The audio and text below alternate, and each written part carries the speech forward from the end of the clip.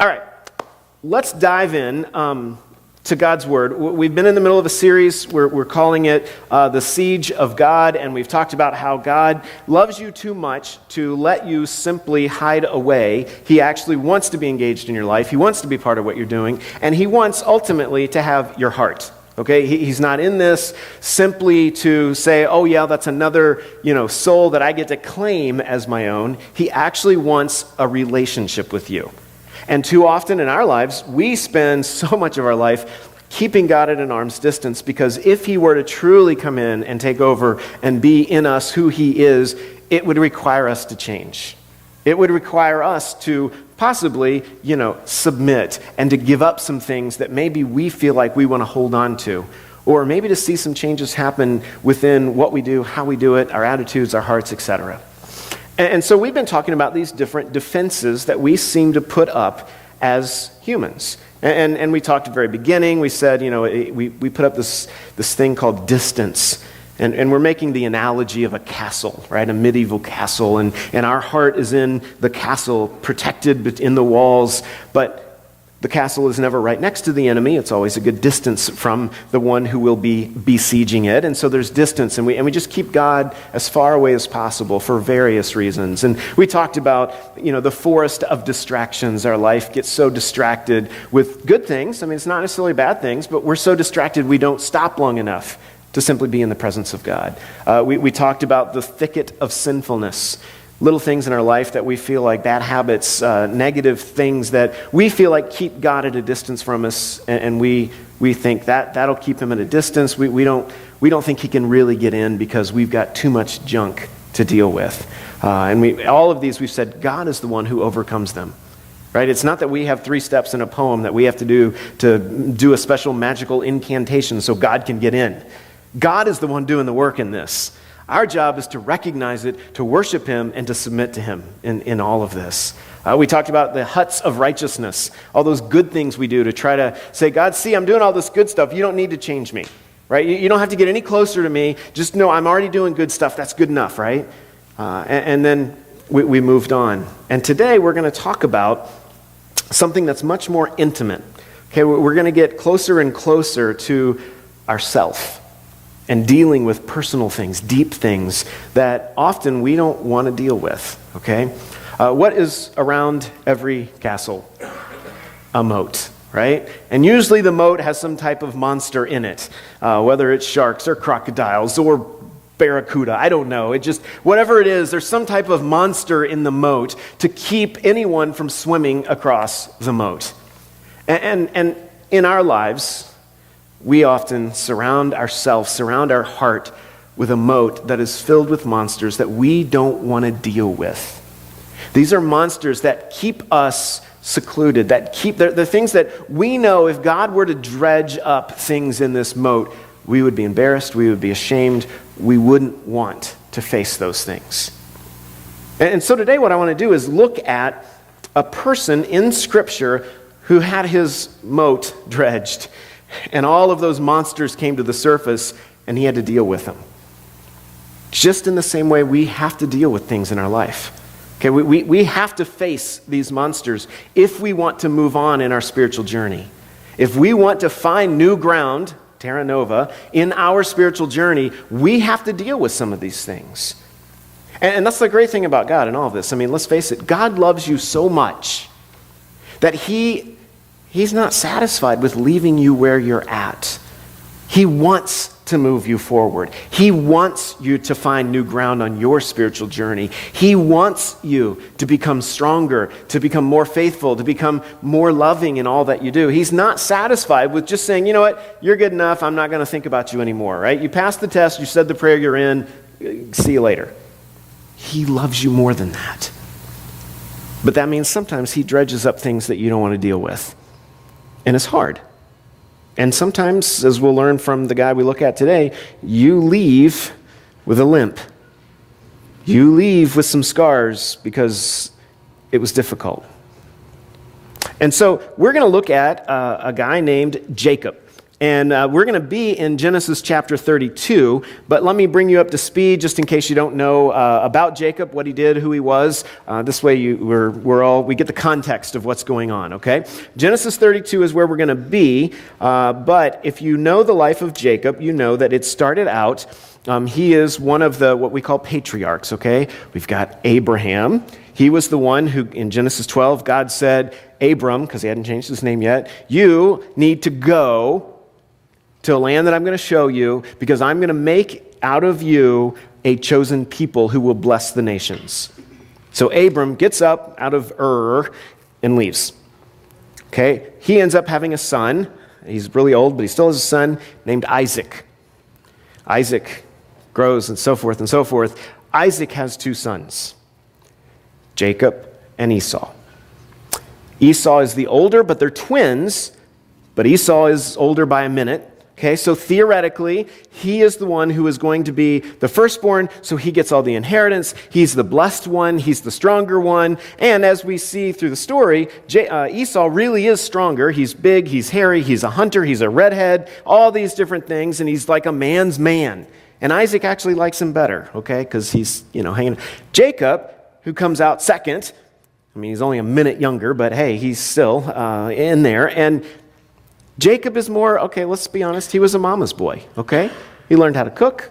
He hung around the house. He didn't do a lot of hunting. He kind of soft. I mean, that's the way the Bible depicts him, okay? I'm not trying to stereotype anything here. That's just what the Bible says. He was mama's boy. Esau was daddy's guy. Well, the thing is, it had been predicted already, God had said, that the lesser would actually rule the older. That Jacob would actually be the one through whom God continues his covenant with Abraham. And so there's this tension between these two twins. Now, I mean, Lisa, you've got twins. Your kids never fight, though, do they? Yeah, they're perfect. So, I mean, she wouldn't know what it's like to have siblings who fight. But these guys, they were total opposites. And so they fought, and all the time, they were always at odds. But one day, Esau comes in, and the story, comes in from hunting, and he's just famished. Jacob, mama's boy, is cooking. Okay? Now, I cook, so I'm not saying that in a bad way, okay? I don't mind cooking. It's all good. You're not a wimp just because you cook, guys. You can help around the kitchen. Doesn't make you less of a man. All right, side note over.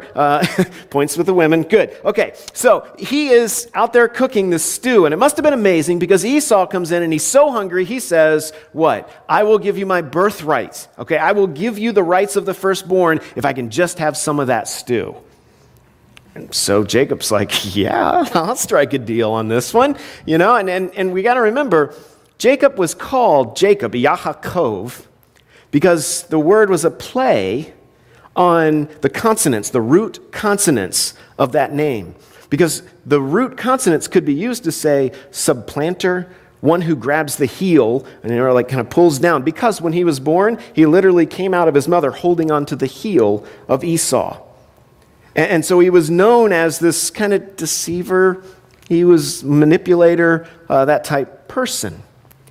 And so he does this with Esau. He manipulates him into giving him the firstborn rights and the blessing of the father. He then goes on, and his mother convinces him to deceive Isaac, his dad, by dressing up as though he were Esau. He puts on furry skins, and he goes in, and he talks deeper, and he smells like the outside, and he goes in, and he convinces Isaac that he is Esau, and he says, because Isaac is dying, he says, Dad, give me the blessing that could only come to the firstborn. And so Isaac gives him the blessing, thinking it's Esau, and he deceives him. Obviously, Esau, not real happy with that.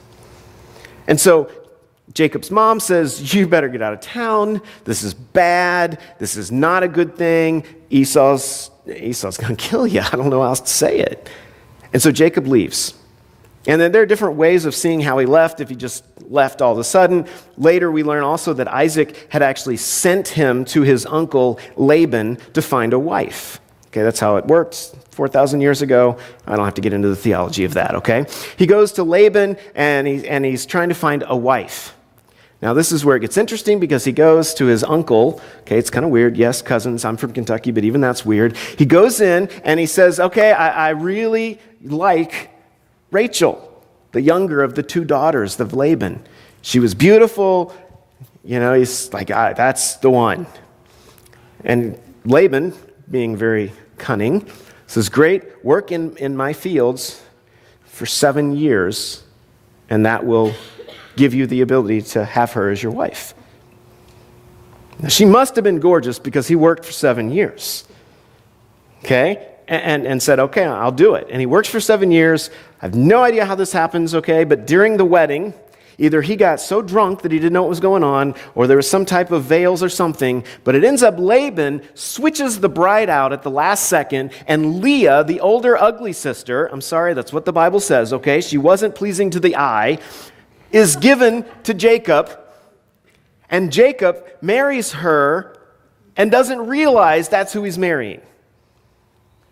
And so he wakes up the next morning and is like, wait a minute, you're not her. Now, I feel bad for Leah in this, okay? Now, later, Leah gets some jabs in and she works it out. But he goes to Laban and says, Laban, you swapped them out on me, come on. Now I want Rachel because that's who I worked for. And he goes, all right, yeah, you're right. 7 more years.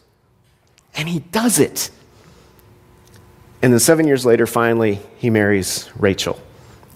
And so, over the course of about 20 years, he is living there in the camp with Laban. And finally, he realizes, because he starts doing some things, manipulating things so that his flocks begin to grow, right? And he's becoming rich out of Laban's flocks. And all these things are happening, and he's realizing, okay, Laban might be onto my game here. I better get out of town. And I would rather go back and face Esau. Now that I've got servants and flocks and I've got some power, I'm going to go back and face Esau rather than stay here with Laban because I don't know what might happen. And this is where the story picks up. I know there's a ton of intro, but I want you to see what's going on. In Genesis 32, Jacob is basically fleeing Laban, going back to Esau because he has to face him and make things right because he wants to survive. And he knows the only way he can survive is if he gets back to the land of his forefathers and he establishes himself. And he has to do that, he has to face Esau. Oh, don't like dropping my pen. And so, this is where we are. He's at least 40 years old. Somewhere in that range, we don't know exactly. So he's got stuff to deal with. And he still has monsters in his moat that he needs to dredge up. He's still deceiving. He's still conniving. He's still a pain to be around. And this is what happens. I'm just going to start reading in Genesis 32, and we'll see what happens. Jacob went on his way, and the angels of God met him. And when Jacob saw them, he said, "This is God's camp." So he called the name of that place Mahanaim. And Jacob sent messengers before him to Esau his brother in the land of Seir, the country of Edom, instructing them, "Thus you shall say to my lord Esau, thus says your servant Jacob, I have sojourned with Laban and stayed until now. I have oxen, donkeys, flocks, male servants and female servants. I have sent to tell my lord in order that I may find favor in your sight." And the messengers returned to Jacob, saying, "We came to your brother Esau, and he is coming to meet you, and there are 400 men with him." Then Jacob was greatly afraid and distressed. The first moat monster that I think we need to talk about that happens in Jacob's life is very simply fear. We're afraid. And I think all of us, if we're really honest, will admit that when it comes down to it, we are afraid of what may happen next because we don't always know what's going to happen next. And if we are honest, we can say there is a level of fear in our life. And that fear, honestly, can really be a struggle. And if you look back, this isn't any different than how Jacob's fathers reacted. They were afraid, but not always. And that's the difference here. Jacob allowed this fear to drive him, but his fathers didn't. Abraham and Isaac, even when they were afraid, they continued to trust God in his plan. Now, they didn't do it always, the right way. They weren't always perfect, but they did not let fear engulf them and drive their life. And yet Jacob was right in the middle of that.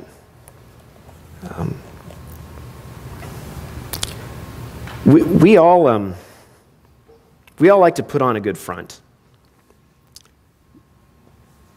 But I think we all get afraid. Personally, I know I'm always dealing with fear of rejection, fear of failure, right? Maybe I'm the only one, I don't know. Fear of embarrassment, fear of the unknown, fear of not being in control. These are fears that we have to deal with. And these are monsters around us that if we aren't willing to at least acknowledge them and say, listen, I got issues. I'm afraid of things. There is a fear in my life that can at times drive my decisions. If we can't admit that, if we can't acknowledge that, we can't move forward in our journey because it will hold us back. The passage continues.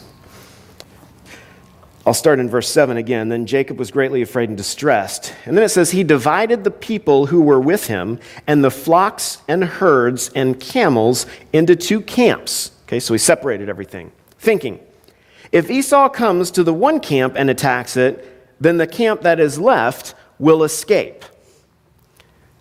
Second fear or second monster is insecurity. Think about this. He split his family so that if one camp got eliminated, he still had a backup. I mean, that's like saying, well, we've got 2 kids, but if we lose one, well, we still got at least one. We don't think like that. But that's what he was doing. He took his stuff and he divided it and says, this way, if Esau does come and he's really ticked off and he wipes out the camp, I hedged my bets. I still got this other family, and I'll kind of stay back and watch and see what happens. And if he starts attacking, I'll go to this side, we'll run away. If he attacks this side, I'll go to this side and we'll run away. I mean, talk about an insecure leader. He was basically putting his families out as bait to see what Esau would do, and then he would react accordingly. I mean, that's a horrible person. Okay, that is the lowest of low. I mean, how wimpy can you be? But he was so insecure. He was so not certain of what God had called him to do, of what God was doing in his life, of who he was, of what was going on, because he had lied and manipulated for so long that he didn't know what was true anymore. And so he hedges his bets. I think we do the same thing today in our own way. I mean, we usually don't, divide our family and see if our brother kills one, okay? It's not quite a literal translation here, but I think we hedge our bets. I think we've listened to others say, you're really not good enough to make a real difference. And so we don't. We just kind of stay back. We don't step into whatever it is we feel God is calling us to do because maybe I don't have enough to do that. I don't have the resources. I don't have the time. I don't have the energy. I'm not good enough. I can't do it because I've got problems, right? I've got stuff going on. So I can't do anything. I'm not good enough. God can't use me. And this insecurity grabs us and paralyzes us. And we don't know what to do. We won't move. And we get stuck. Maybe you experienced something in your past that has cast some major self-doubt in your life. Maybe something happened to you. Maybe you were involved in something that went bad. Maybe, I don't know what it is, but I need you to know that that insecurity is not from God. That insecurity that you have developed it's a work of your own self and the devil working to keep you separated from God. This is not God at work when you're worried and anxious and insecure. That's not the God we serve. He's the God who says, no, go, do, trust me. Monster number 3. A lot happens here, and I'm not going to read the entire passage. I'm going to skip down to verse 21. But let me just tell you, basically, he even goes so far. Not only does he split his family, his camp, into 2 things, then he gets up in the night and he takes his wife and children and sends them ahead to the other side of this river where Esau is coming. Okay? First of all, he sends his servants up ahead with bribes. Okay? Huge gifts that he says, give these to Esau as a bribe so maybe he won't kill us all. Then, after he does that, he wakes up in the middle of the night and says, gets his wives, he was crazy, and kids, and he sends them across and says, you guys go on ahead too. I'll wait back here until tomorrow. Talk about a girly man. I mean, he sends his family ahead and stays back.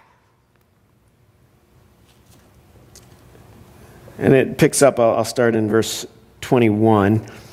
So the present passed on ahead of him. Okay, that's the bribe. Passed on ahead of him, and he himself stayed the night in the camp. So he stayed himself in the camp. That same night he arose and took his 2 wives, his 2 female servants, and his 11 children, and crossed the ford of Jabbok. He took them and sent them across the stream, and everything else he had. And it says, and Jacob was left alone. Now, for some of you, that in and of itself would scare you to death, being left alone. But I think this demonstrates this last monster that he had to deal with, and that was doubt. He didn't know. He didn't know. He not only doubted himself, he doubted whether God was really going to accomplish what God said he would accomplish through him. And so he stays back. Jacob, in the middle of this, he actually prays. Okay? But here's the amazing thing. He prays and says, God, listen, you said that you would protect me. You said that this would be okay. So please do what you said you would do. And then he still sends people ahead just in case God doesn't show up. Even though God had literally promised him a few chapters earlier that he would never leave him or forsake him and that he would be there for him. And he prays, God, you said you'd do it, but I'm still going to send a bunch of people ahead just in case so I got time to run away. Talk about some major doubt.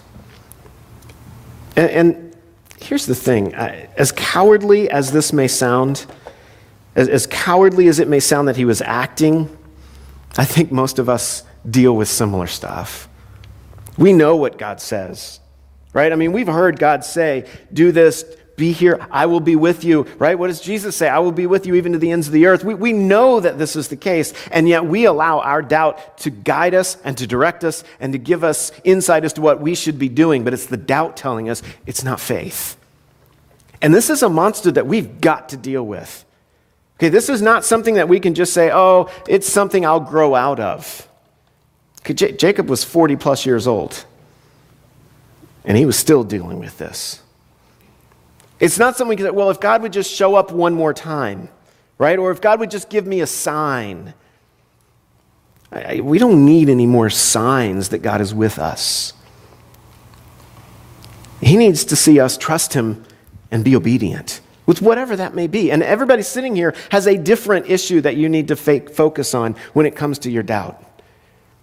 For some of us, maybe we need to just actually, start praying and believing that God's hearing us. Maybe you need to actually start saying, God, I'm going to be faithful to you. I'm going to give my life to you, and I'm going to trust that you will guide it. I'm going to let go of trying to control everything and manipulate everything and be in control of everything and call the shots and make sure that everything's fair. And no, I'm going to trust you with it. And the hardest thing in the world to do, okay? I'm not acting like this is some simple little thing you just do and okay, I did it. No. This is a day-to-day, wake up every morning and wrestle with it because that's what happens next. God shows up. And they wrestle. As they say in the South, they wrestle. And this must have been a throwdown cage match, okay? Because it goes all night. Jacob wrestles with God all night long.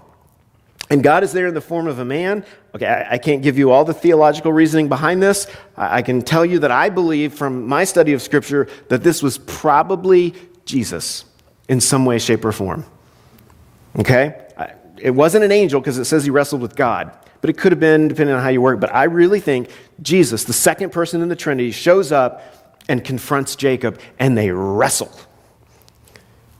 And this was hand-to-hand combat. You know why? Because when we start dealing with the monsters that are inside of us, those things that we deal with, the fear, the doubt, maybe it's shame, maybe it's unforgiveness, I don't know what it is, but it becomes very intimate and personal. And listen, I've seen wrestling, and it is about as intimate as you can get, right? It is not pretty to watch, I don't think. I'm sorry, maybe there's some beauty to it, but I am not a fan of watching really big, sweaty people hug each other, okay? It's about as close as you can get. And because listen, when you start dealing with some of this stuff, this is intimate stuff. And God doesn't delegate this. Okay? He doesn't just say, oh, I'm going to try to send an angel or something to do it. No, God gets right there. Hand to hand. And says, we're going to focus on that. We are going to wrestle through this. Now, why does God wrestle? I mean, I don't know why they wrestle. There's lots of, the scholars can give you 100 different reasons why wrestling was the way this happened. It doesn't matter. The bottom line is they wrestled. And if you look through Scripture, there are many other times where people wrestle with God, only maybe not physically. Job, good night. His entire book was him debating with God and wrestling with the reality of what God was doing or wasn't doing. Abraham argued with God. We know that. We see that happening. Jonah, talk about a guy who wrestled. Talk about a chokehold. I mean, he got in a fish and couldn't move, all right? Over and over, Elijah in the cave is saying, God, I just kill me. He's wrestling with God.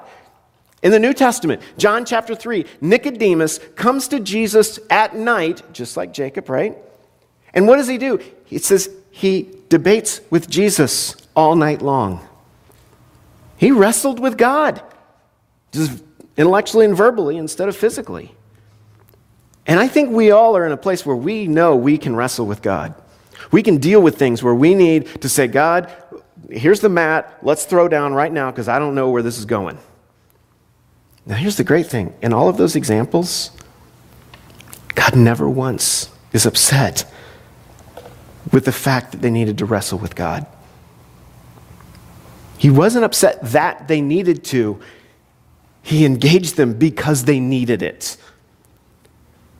And I wonder how many of us would really benefit from that. From just saying, God, I don't get it. We need to hash this out. Maybe you've got some things in your life that you need to wrestle with God about. Maybe it is, maybe it's not fear or doubt or insecurity. Maybe it's pride. Maybe it's shame, right? Maybe you feel there's a shame in you, and it's a monster that's eating at you. And you were not created to have shame. You were created to enjoy your life. Shame is a curse on you that needs to be dealt with. It is not something that you need to hold on to. You can let that one go, and God will take it and separate it as far as the east is from the west. Is it easy? Absolutely not. Is it very personal? Absolutely.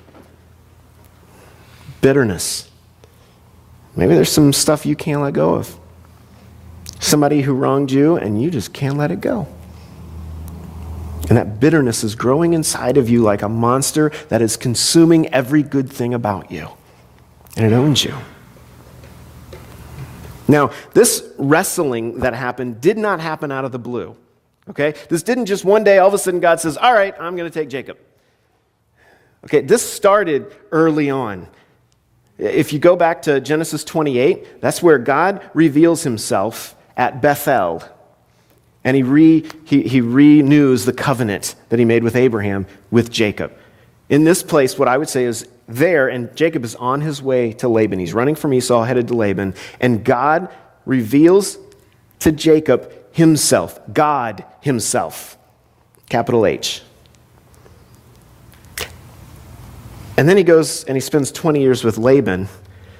And that's God revealing to Jacob himself, little h. Because Laban was just like Jacob. That meant for 20 years, Jacob stood face to face with a mirror of himself, of a deceitful, conniving jerk who manipulated people and used everything for his advantage. And finally, after 20 years, he realized how unhealthy it was, how bad it was, how toxic it was, and he goes, I think we better get out of here. So God shows Jacob himself at Bethel, where he comes to Jacob and says, this is who I am, Jacob. And then he takes him to Laban and says, and that's who you are. And that needs to change. And so he's coming back to face Esau, to become the patriarch that he was born to be. And God says, let's wrestle this out. And to me, as I'm reading the text, that really comes back to the key question. Did Jacob need to go back to meet Esau or to meet God? And I think that's where we're at in a lot of our lives, is we've got these issues that we think we need to go make amends with such, and really, it's not that they're the issue. It's that God is saying, I need to deal with some stuff in your life, and the only way I can is to move you towards them because they represent this monster that needs to be wrestled with, that needs to be destroyed. And we know that they wrestle, and it says Jacob is clinging to God. Okay, he's clinging to him, and finally God realizes that, and in this form of this man, the only way he's going to get out is if he does something, and he says he touches his hip and dislocates it. I have no idea how he did it. I mean, he's God. He could have done whatever he want, right? Some special move that maybe Hulk Hogan knows and no one else knows. I don't know, but he dislocates his hip, and yet Jacob hangs on to God, and he says, listen, before you go, bless me. I won't let go until you bless me. Now remember, only the greater could bless the lesser. By doing this, he's submitting, okay? He's saying, you won, but I'm not letting go until I get a blessing. And so God, in this form of this man, says, what's your name? And he's asking way more than what do people call you? He's saying, who are you? What are you? And he says, my name is Yaakov, Jacob, which is not just my name, it's who I've become. A manipulator, a conniver. That's who I am. And so God says, no, that's not who you are anymore. You are Israel. You have struggled with God, and God fights for you and with you. That's what Israel means. You faced off with God, and God has pulled out of you everything that shouldn't be there. And now you can move forward. Not just with a new name, right? With a new identity. And so when you are willing to face God and to wrestle with him and allow him to dredge up these things that you are scared to death of and you do not want to deal with because they bring out things in you that you wish weren't there and you don't want to admit are there. But when you are willing to say, God, let's go. He says, I'm going to give you a new identity. It's not just, I'm going to make you a little better. I'm going to give you some good habits or give you a little credit somewhere. No. I'm going to change you from the inside out. And we see over the next few verses, and let me just hit these real quick. These are things that were the results of Jacob facing his monster. Verse 28, we see he gets a new name, which we just talked about. Verse 28b, the second half of it, we see he's given new power, right? He is able now to do stuff he hadn't been able to do in the past. He receives not just this little stuff. He says, you have striven with God, you have strived with God, you have prevailed. Right? You have the new power in you. Verse 29, it says he's given a new blessing. So you are blessed. Then it says in verse 31, he's given a new start. It says, and the day came, right? A new day dawned. Verse 31, he's also given a new reminder of his weakness, a victorious limp. There are things that have happened in your life that have wounded you. And there have been times that you have wrestled with God, you have strived with God, and you walked out of that time with a limp. That limp was not because God wants to overpower you or God wants to manipulate you or he wants you to remember that your weakness is his strength. And it's a victorious limp. We all have monsters lurking below the surface, and we really don't want to deal with them, generally speaking. We've all got issues we're afraid to touch. Maybe the pain is too deep. Maybe the embarrassment is too fresh. Maybe that wound is just more than you want to open up again. But let me assure you, God loves you too much to let those monsters continue to control you and to encircle your heart. He created you for more, for better, for life. He saved us for these things. If we read further, we see Genesis 33 that Jacob now leads the way. He has a new courage. Right? If you and you can read all this on your own, but 33, he leads the way and he walks up to Esau in front of everyone, not behind, waiting to see what would happen.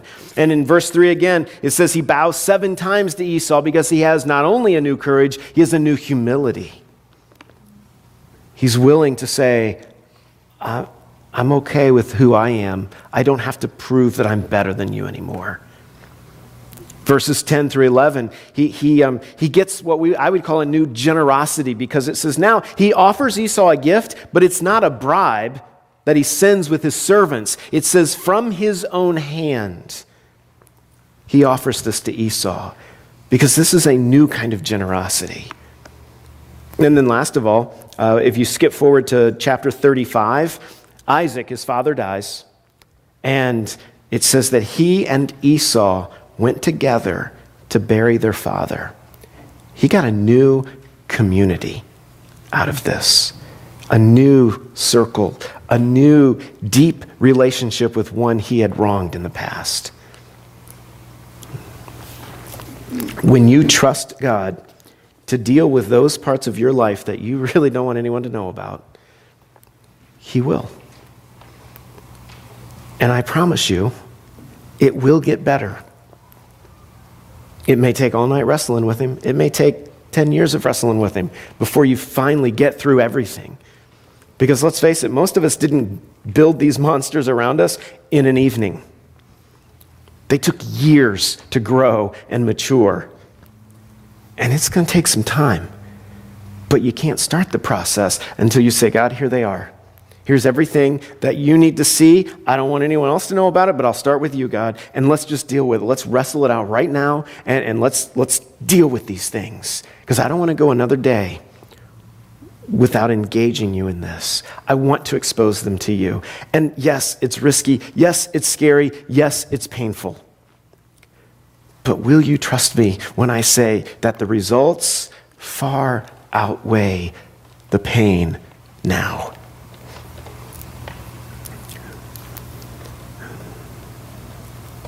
You may end up with a limp, but it beats continuing down the path you're on. Today, my challenge to you is to name the monsters in your life. Figure out what's holding you back, what's keeping you at arm's distance from God.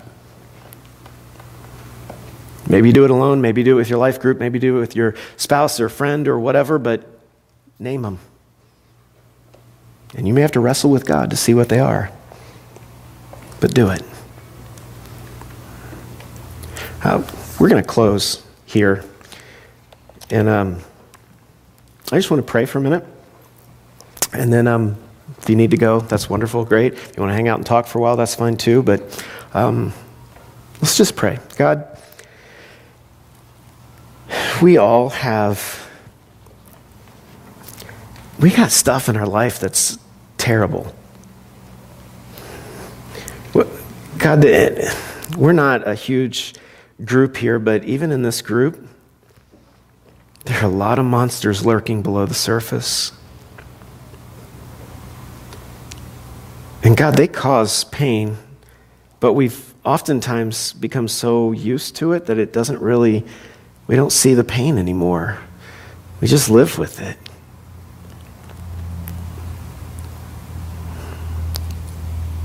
But Father, I know you have called us to more. Jesus said, I've come to give you life and life to the full. Jesus, you said, your yoke is easy, your burden is light. And so this morning, Father, show us those things in our life that we need to deal with. And we will probably resist you as you show us. And we may not be happy about it at first, but God, we trust that you love us so much, you will push past that part of us, and we will trust you to deal with those things and to bring us to the other side and give us a new name, a new identity, to give us a new blessing, to give us a new strength, a new power, to give us, God, a new humility, a new generosity. You will give us what we need to do what you have called us to do. And I know, Lord, that you have called this group of people, this community, to do amazing things for your kingdom. And God, whatever monsters are in there that are holding us back, that are keeping us from being obedient, from stepping out, then Father, this morning I ask you to take those and cast them out. And I ask you, Father, to wrestle with each one of us individually and even all of us as a community, that we would see those things that may be keeping us just a little bit away from you, that we would deal with them and we would move forward with you. May your Holy Spirit do amazing things in us. We open ourselves up to you, Father, and we trust you.